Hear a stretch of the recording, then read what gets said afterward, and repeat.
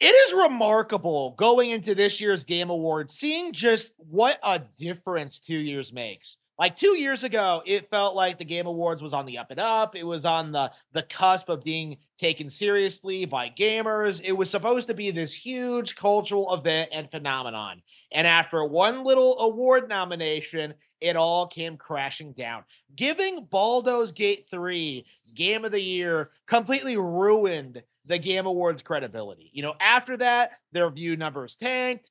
People stopped talking about them positively. And the following year, they gave Astrobot Game of the Year, a fact that rendered the entire audience speechless because this was a clear demonstration of the Game Awards bias. Their Sony sucking ways have become known to the general public.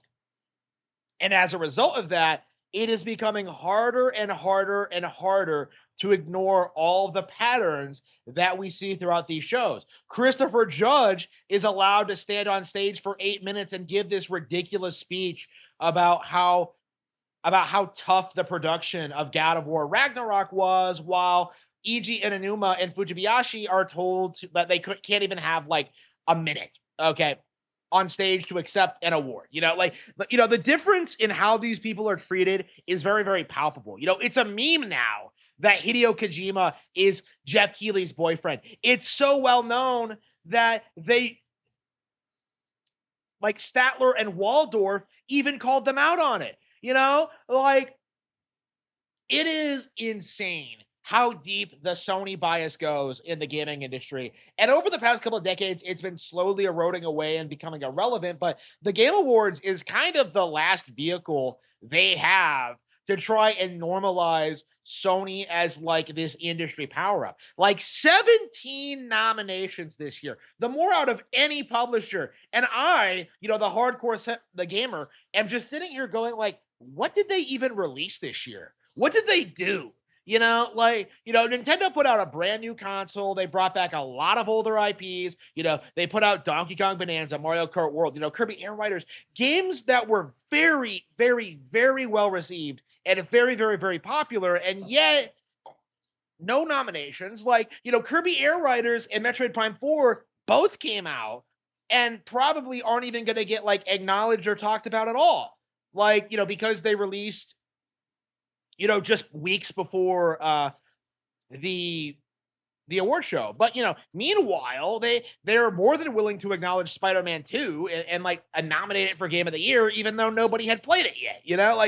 Again, it is shocking the double standards that we see in this showcase. And this year isn't going to be any different. And this year is going to be very, very big on downplaying Nintendo while worshiping Sony and worshiping their third-party partners. They're fighting very hard to get Clair Obscur Expedition 33 talked about. Gaslighting people into thinking this is some small independent production. It is not. They're trying very, very, very, very, very hard to push this meme that there are all these wild, creative, new experiences on PlayStation. Look at this. We have some Japanese games this time. They are fighting hard to recapture the gaming audience that has moved on to Nintendo platforms a long time ago. It's only normies that are completely unaware of where the industry is going. Normies are not aware that PlayStation is finished, they're done, that Nintendo is completely taken over, that there is no downplaying anymore, that Nintendo's won the console war, that PC gaming can't compete.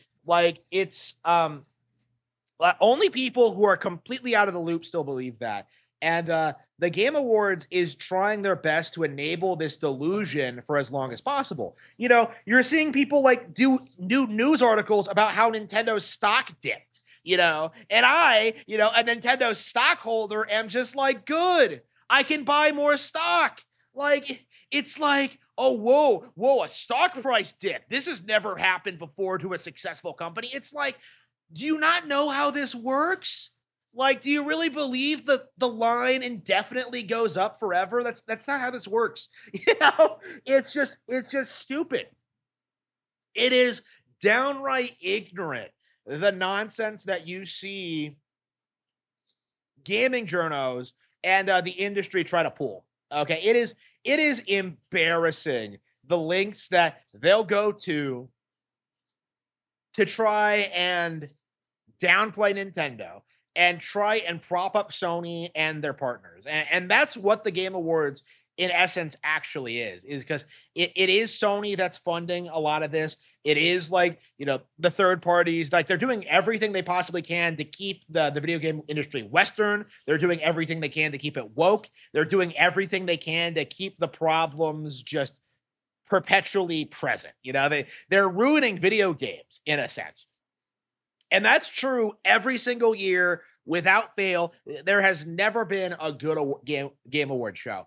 And there never will be. Like, it will have the same problem as the Oscars or the Grammys or any one of these award shows, is that it's just a corporate cocksucking fest. The narrative that people gave a couple years back about how they're unbiased and how it's all like non-partial, that's very clearly observably not true. And anybody who pays attention will point that out. It is just absurd. Like, the lengths we will see people go to prop up the Game Awards, to just keep the grift going just a little bit longer, to keep the fires in like burning forevermore.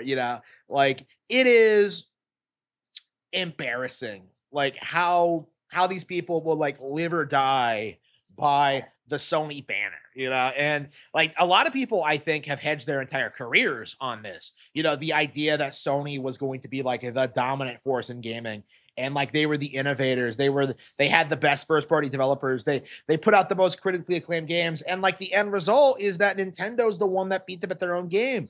You can't even really say that like Sony has like the best story driven games anymore, because games like Emio, the Smiling Man, and the Super Mario Bros. Movie are like way better examples of storytelling in film than anything Sony has ever produced.